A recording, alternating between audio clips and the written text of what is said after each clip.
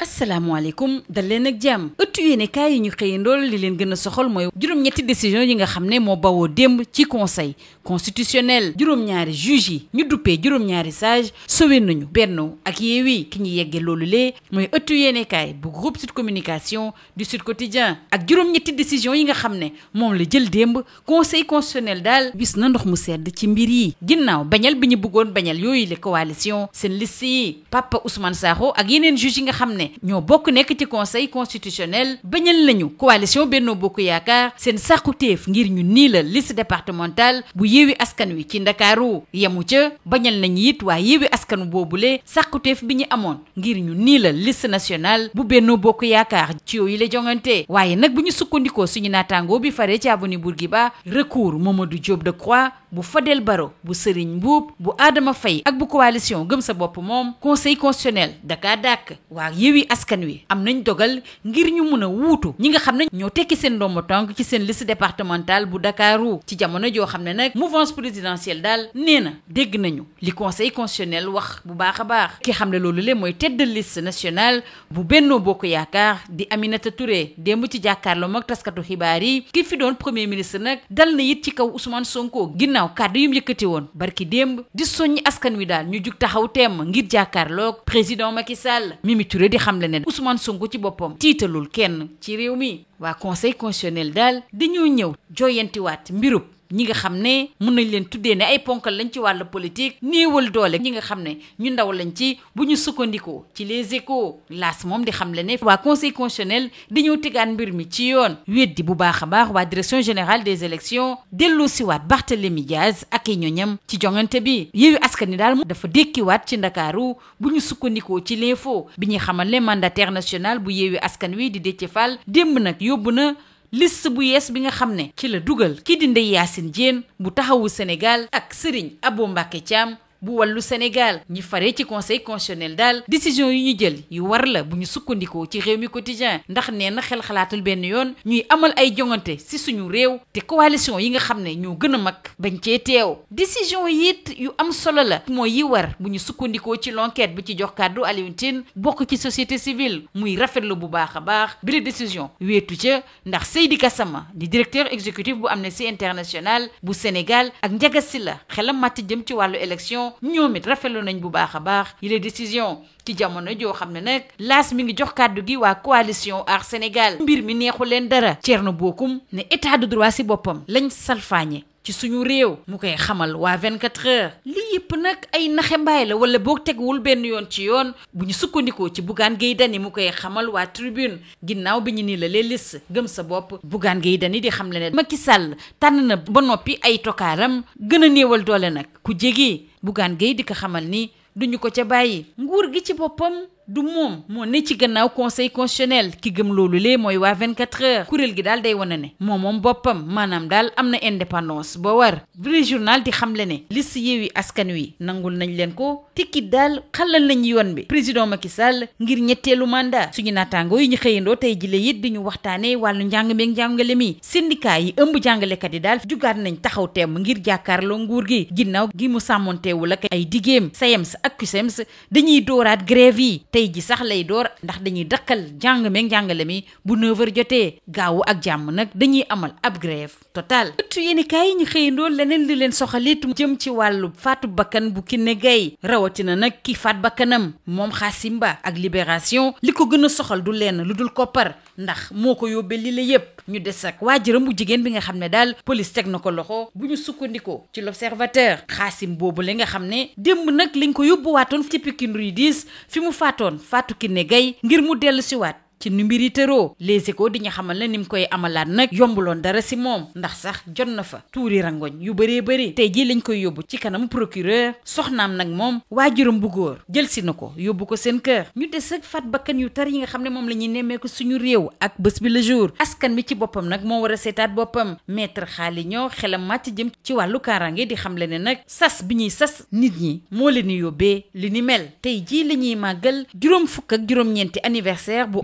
bi nga xam ne Union africaine moo ko uutu Le Soleil jox ci kàddu nag président Macky Sall muy waxtaan ak réewu l'Afrique ginnaaw gi mu doon président en exercice bu Union africaine mu ne daal dañoo war a demal suñu bopp fexe nag doon benn. tàggat yaram dañu koy door ak waa SAD bi ñuy waxtaane fukki at ci biir équipe nationale bu Sadio Mané ñu koy màggal tey jile ci àllarba bi fukki atu jaloore ñu des ak Sadio Mané ak waa record bi ñuy waxtaane final bi nar a am ci juróom-ñaar fukki fan ak juróom-ñeent ci weer wi ñu ne ak it wàllu ballon d'or bi ci diggante Sadio ak Benzema ni mbir yi daal du yomb seen diggante ëttu yéenekaay yi di waxtaane yi quart de finale yu coupe du Sénégal yi nga xam ne ci àllarba bi lay door ñuy waxtaane nag jàkkaarloo bi am solo bi nar a am ci diggante Port ak Casa ak it Linguère ak Jàmbaar fàttewuñu it jongante ci biir mbokk ci diggante Tëngéej FC ak AGEL bu Tëngéej te mu nar a am suba ci alxamis bi. ñu jeexale kook waa sunu lomb biy dellu si nag ci taxawaayu Balla Gaye 2 fi mu toll nii ne gaynde géejawaay gi daal fi mu toll nii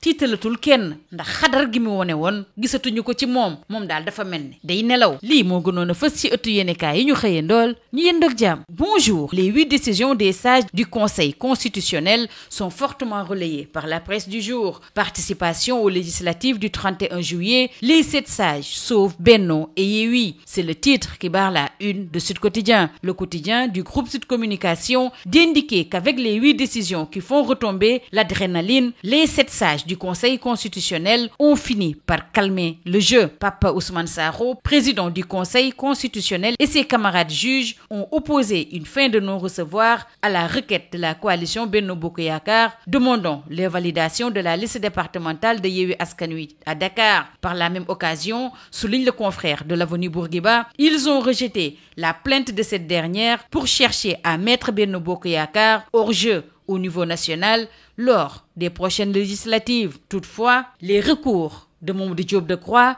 de Fadel Barro, de Serigne Mboup, de Adama Faye ainsi que de la coalition Gëm Sa Bopp ont été rejetés. Ainsi, Yewwi Askan Wi est autorisé à procéder à la substitution de ses démissionnaires de sa liste départementale de Dakar, alors que la décision du Conseil constitutionnel prenant le contre-pied du ministre de l'Intérieur concernant sa décision d'invalider la liste départementale de Yewwi Askan Wi est défavorable pour la mouvance présidentielle. Mais elle dit prendre acte, non sans la respecter. C'est ce qu'a fait savoir la tête de liste nationale, Aminata Touré, en conférence de presse hier. L'ancien Premier ministre s'en est pris à Ousmane Sonko suite à sa sortie d'avant-hier, demandant les Sénégalais à se mobiliser pour faire face au président Macky Sall. Ces sorties du leader de Pastef ne font peur à personne, d'après Mimi Touré. Les 7 sages repêchent les grands et élaguent les petits. Intime conviction de Les Échos. Les 7 sages remettent les pendules à l'heure, soutient l'AS avec ce refus de recevoir les désistements des candidats de Yewwi Askan Wi à Dakar. Le Conseil constitutionnel désavoue la direction générale des élections et remet Barth et compagnie dans le jeu. Yewwi Askan Wi est ainsi ressuscité à Dakar.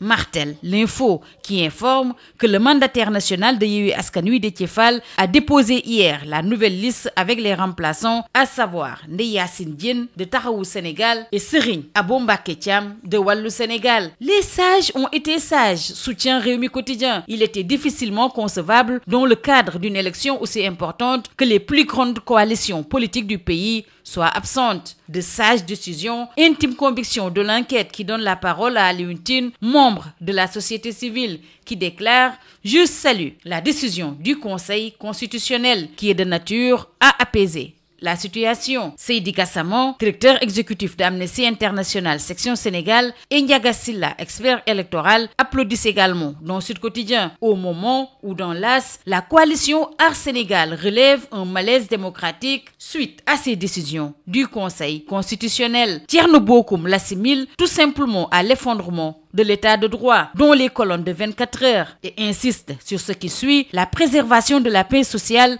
ne passe que par le respect des lois de la République. Pour Aar Sénégal, les décisions numéro 1 et numéro 8 balisent la voie au barre Yego. La décision des 7 sages est une mascarade, d'après Bougane Gueye Dany de Gëm Sa Bopp, très remontée après le rejet de son recours. Il déclare: Macky Sall a déjà choisi ses tocards en diminuant l'opposition. Ils vont faire face à ce régime. Le pouvoir ne contrôle pas le Conseil constitutionnel. Intime conviction de 24 heures. Sa décision de débouter la direction générale des élections prouve que cette juridiction est indépendante. La liste Yewwi Askan Wi validée, la voie du 3e mandat balisée, c'est une concession mineure pour un projet majeur, d'après Le Vrai Journal, qui revient en détail sur les les verdicts rendus par le Conseil constitutionnel, verdict entre sage décision et grande frustration. La presse du jour informe que suite au non-respect des accords signés en février dernier, les syndicats d'enseignants déterrent la hache de guerre. Le SAEMS et le CUSEMS reviennent à la charge. D'après Sud Quotidien, ils ont lancé un nouveau plan d'action de grève hier. Plan qui démarre ce jour avec un débrayage et une grève totale prévue le samedi 28 mai. Et reparlons de l'affaire Kiné Gaye avec Libération qui informe que la sécurité urbaine cerne Hassim Bah. C'est tout simplement un psychopathe assoiffé d'argent. La police arrête la mère du tueur, renseigne l'Observateur. Ceci pour nécessité d'enquête. L'Observateur qui revient sur le film atroce de la reconstitution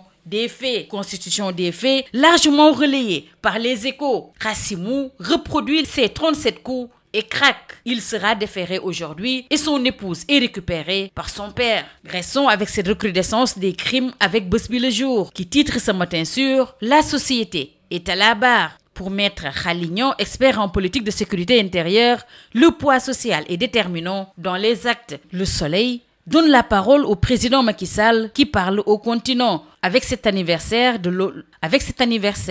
de l'Organisation de l'Union africaine devenue l'UA pour le président Macky Sall. Par ailleurs, président en exercice de l'Union africaine, il nous faut d'abord compter sur nous-mêmes et resserrer nos rangs. En sport, SAD le quotidien du sport nous compte les 10 ans ce mercredi dans la tanière de Sadio Mané, une décennie de légende. Restons avec Sadio Mané avec cette finale du 28 mai et le ballon d'or avec record. Sadio Benzema, c'est le duel décisif. SAD le quotidien du sport s'intéresse au quart de finale de la Coupe du Sénégal avec le choc Linguère Diambar et le derby entre Agel et Teungueth FC. Baisse drastique de régime, Balla Gaye 2, c'est un lion aux abois. Intime conviction de Sunu Lamb. Balla Gaye 2 ne fait plus peur. Le lion de Guédiawaye semble dormir selon Sunu Lamb. C'est tout. À vos journaux et très bonne lecture.